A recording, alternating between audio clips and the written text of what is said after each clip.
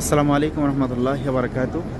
সম্মানিত দর্শক বন্ধুরা, আমি আজকে আশ্চর্যজনক কিছু তথ্য আপনাদেরকে জানাবো যে মক্কাতুল মুকাররমায় যারা হজ ফ্লাইটে প্রথমে আসে তারা কি উপভোগ করে। এখানে যে মক্কায় প্রবেশ করার পর মক্কার রাস্তাঘাট, কাবা শরীফের চত্বর সব মিলিয়ে সব জায়গাগুলো এত বেশি ফাঁকা পায় যে মনের তৃপ্তি সহকারে সকল জায়গাগুলো তারা ঘুরে তাদের ইবাদতগুলো আত্মতৃপ্তির সাথে করতে পারে। আমি এই মুহূর্তে কবুতর চত্বর এখানে দাঁড়িয়ে আছি।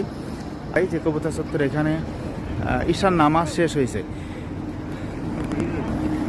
ঈশার নামাজ মাত্র শেষ হলো, এরকম সময় সমস্ত রাস্তাগুলো ভরপুর থাকে, অথচ এখন তেমন কোনো মানুষ নেই। আমি আপনাদেরকে এই মুহূর্তে হিজরা রোড মুন্সিয়ার মধ্যে নিয়ে যাই। মুন্সিয়ার রাস্তাগুলো কেমন, দোকানপাটের অবস্থা কি একটু দেখাবো।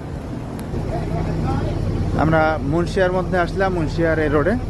তো মুন্সিয়া এই রোডের মানুষ তো যা দেখতে পাচ্ছেন ক্যামেরাতে, এই দোকানপাটগুলো দেখেন অবস্থা। দোকানপাটগুলো এখন খুলে পারে নাই, বন্ধ। হোটেলগুলো বন্ধ। সম্মানিত দর্শক বন্ধুরা, আপনারা যারা হজে আসেন, যার সাথে যেখান থেকে আসেন, অবশ্যই প্রথম দিনে ফ্লাইটে আসার জন্য চেষ্টা করবেন। তো সেখানে যদি কিছু টাকা বেশিও চলে যায়, তবুও অন্ততপক্ষে আপনারা প্রথমে আসবেন, আত্মতৃপ্তি পাবেন। মক্কাতুল মুকাররমায় এসে যে সকল ঐতিহাসিক স্থানগুলো আছে জিয়ারা করা সহ কাবা শরীফ কেন্দ্রিক যে জায়গাগুলো আছে, এ সকল জায়গাগুলো দর্শন করা, স্পর্শ করা মানুষের ইমানদারের অন্তরে একটা বড় চাওয়া পাওয়া থাকে। এই চাওয়া পাওয়াগুলো পূরণ করার জন্য প্রথমে আসার ভিন্ন কিছু চিন্তা করা যায় না। এই জন্য সকলেই প্রথমে আসার চেষ্টা করবেন। যারা মাঝখানে বা শেষে আছে তারা কখনো এরকম পরিবেশটা দেখতে পায় না।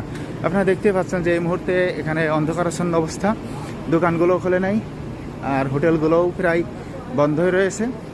আমরা মুন্সিয়া পার হচ্ছি এখন। এই সমস্ত জায়গাগুলো এত বেশি লোকে লোকারণ্য থাকে যে পা রাখা যায় না, এত বেশি মানুষের সমাগম থাকে। অথচ এই সব জায়গাগুলো, যে গলি, সব জায়গাগুলোর অবস্থা একদমই সে করোনার পরে যেমনটা ছিল এমনই অবস্থা। এই হোটেল বদর, এই মুবারক প্লাজা, ইমারাল মানার বর্তমান নাম, ফজরাল বদি 4, এই বরাবর যে হোটেলগুলো সব বন্ধ, দোকানপাটগুলো সবই বন্ধ, একদমই অন্যরকম একটা পরিবেশ।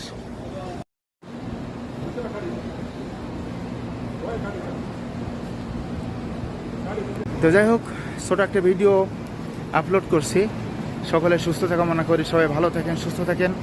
আমি মঞ্জুরুল হজ কাফেলা নিয়ে প্রতি বছর ধারাবাহিকভাবে প্রথম ফ্লাইটেই হজে নিয়ে আসি। সেই ধারাবাহিকতা এবছরও 2026-এ প্রথম ফ্লাইটের দিন আমি যাত্রীদেরকে নিয়ে আসছি।